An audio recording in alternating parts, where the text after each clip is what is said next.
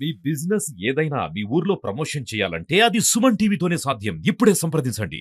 ఈరోజు అనకాపల్లి జిల్లా నర్సీపట్నం కేడిపేటలో ఆదివాసుల సామూహిక వివాహాల్లో భాగంగా ఈరోజు దాన ధర్మ ట్రస్ట్ మరియు వికాస్ తరంగిణి ట్రస్ట్ ద్వారా 120 జంటలకు వివాహాలు చేయడం జరిగింది.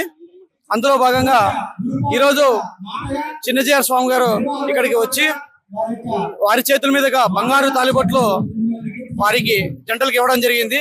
చాలా అద్భుతంగా ఈ కార్యక్రమం జరిగినందుకు సంతోషం. జై శ్రీరామ్.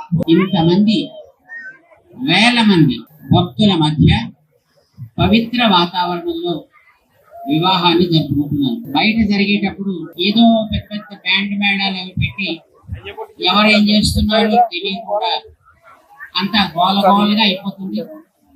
కానీ అలా కాకుండా మీరు ఇక్కడ ఈ కళ్యాణ మహోత్సవాన్ని జరుపుకోవడం ద్వారా కలకాలము కలిసి ఉంటాము.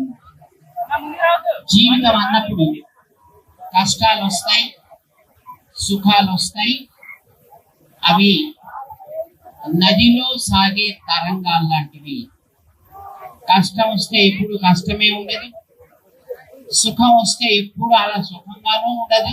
జీవితం అనేది పరిచిన పువ్వుల పడక కాదు. అప్పుడప్పుడు రాళ్ల మీద నడపాల్సి వస్తుంది, అప్పుడప్పుడు ముళ్ళ మీద నడపాల్సి వస్తుంది. ఎలా జీవితం సాగినా అందులో ఎప్పుడు కూడా మీరు ఒకరికొకరు తోడుగా కలిసి జీవితాన్ని సాగించాలి.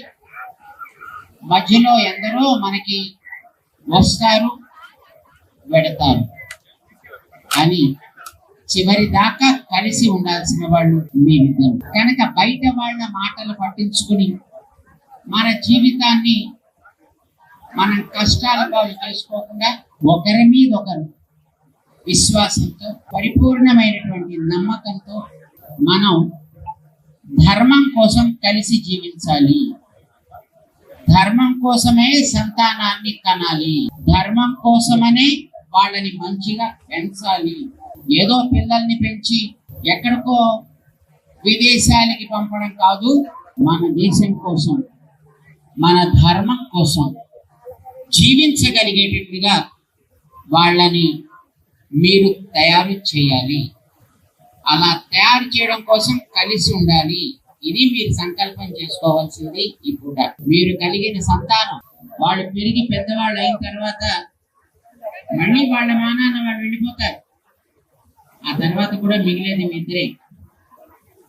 మీ ఇద్దరు ఆరంభం చేస్తారు జీవితాన్ని, చివరికి మళ్ళీ మీ ఇద్దరే మిగులుతారు.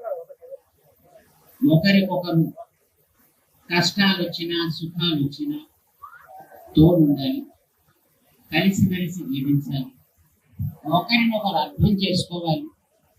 ఎవరో బయట వాళ్ళు ఏదో మాటలు చెబితే మన వాళ్ళ మీద మనం ఏదో కోపపడటం కాకుండా ముందర మనలో మనం ఒక మాటలు ఆడుకుని ఆ తర్వాత మనం మిగిలినటువంటి సమాజానికి మార్గదర్శకంగా ఉండాలి. ఇది జ్ఞాపకం పెట్టుకోండి. అదృష్టవంతులు మీరు. ఇన్ని వేల మంది బంధువులు మీ వివాహాన్ని ఇక్కడ దగ్గరుండి జరిపిస్తున్నారు. ఇది అందరికీ దక్కే అదృష్టం కాదు, మీకు దక్కింది.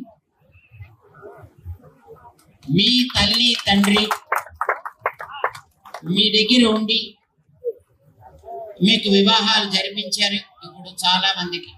కానీ కొంతమందికి అట్లాంటి వాళ్ళు ఉండవచ్చు. కానీ జ్ఞాపకం పెట్టుకోండి, ఎప్పుడైనా సరే మన జీవితంలో ఎప్పుడు ఏ అవసరం వచ్చినా వెనకాతల మన వికాస తరంగిణి, మన దాన ధర్మ చారిటబుల్ ట్రస్ట్ ఉంటాయి. మీకు ఎప్పుడు ఏ అవసరం వచ్చినా, ఏ కష్టం వచ్చినా, అయ్యో మనకెవరు చెప్పుకోవడానికి లేరే, ఎవరితోటి మనం మాట్లాడేది అనే దిగులు ఎప్పుడు పడకండి. మీకు ఎప్పుడు ఏది అవసరం వచ్చినా వెనకాతల మనకి మన పెద్దలు ఉన్నారు, మన స్వామి వారు ఉన్నారు, మన రామానుజుల వారు ఉన్నారు. ఈ మాట జ్ఞాపకం పెట్టుకోండి. చక్కగా మీ అందరికీ ఇలాంటి ఒక సన్నివేశాన్ని మన దాన ధర్మ చారిటబుల్ ట్రస్ట్ ద్వారా చక్కగా చేశారు ఇక్కడ మీకు ఏర్పాట్లు. మన వికాస తరంగిణి దానికి తోడుండి ఈ కార్యక్రమాన్ని చక్కగా జరిపించింది. మీ భవిష్యత్తులో కూడా ఎప్పుడు మీకు ఏ రకమైనటువంటి అవసరం ఏర్పడ్డా వెనకాతలు వీరు ఉంటారు, జ్ఞాపకం పెట్టుకోండి. జై సద్గురు సాయినాథ్ మహారాజ్ కి జై. జిఆర్ స్వామి గారి ఆధ్వర్యంలో మొన్న జిఆర్ స్వామి ఆశ్రమంలో కళ్యాణాలు బ్రహ్మోత్సవాలు జరిగినప్పుడు మేము పోయినాము. పోతే ఇక్కడ పెళ్లి జరుగుతుంది అని మాకు ఇంటిమేషన్ ఇచ్చారు. ఏం పెళ్లి అంటే ఇక్కడ 6,000 మందికి భోజనాలు పెడుతున్నాము, పెళ్లిళ్ళు చేస్తున్నాము, ఇక్కడ చాలా పవిత్రమైన భూమి అని మాకు చెప్పినాడు జిఆర్ స్వామి గారు. చెప్తే ఎట్లనైనా చేద్దామంటే 108 మంగళసూత్రాలు మీరు ఇస్తారా అని అడిగారు. స్వామివారు మేము 108 మంగళసూత్రాలు మీకు ఇచ్చి ఈ పెళ్లికి జయప్రదం చేయగలమని చెప్పాము. దీనికి మనకు పూనుకొని రవికాంత్ గారు ఒక 21 ఇచ్చారు, మల్లయ్య గారు 11, వెంకటేశ్వరరావు 11, గంగాధర్ 11, శంకర్రావు గారు 11, శ్రవణ్ కుమార్ 11, ఈశ్వరయ్య గారు 5, 11 శ్రీనివాసులు గారు రాజమండ్రి, ఒక 5 మన ఈశ్వరయ్య గారు మిట్టపల్లి ఆయన, తర్వాత ఇట్లా మనకు మొత్తం 12 మంది వాళ్ళు ఇచ్చేసి ఈ కార్యక్రమం ప్రయోజనం చేసానికి ఈ 12 మందితో తోటి మేము ఒక సంఖ్య కలిసి ఈ రోజున ఇక్కడ మంగళసూత్రాలు తీసుకొచ్చి స్వామివారికి ఇవ్వడం జరిగింది. ఇటువంటి పెళ్లి చేసినందుకు మాకెంత సంతోషమో ఆ భగవంతుడి కనుక. మళ్ళా కూడా ఇటువంటి కార్యక్రమాలు వస్తే మేము ముందు మళ్ళా 108 పెళ్లి చేస్తానికి సిద్ధంగా ఉన్నాం. జై శ్రీమన్నారాయణ.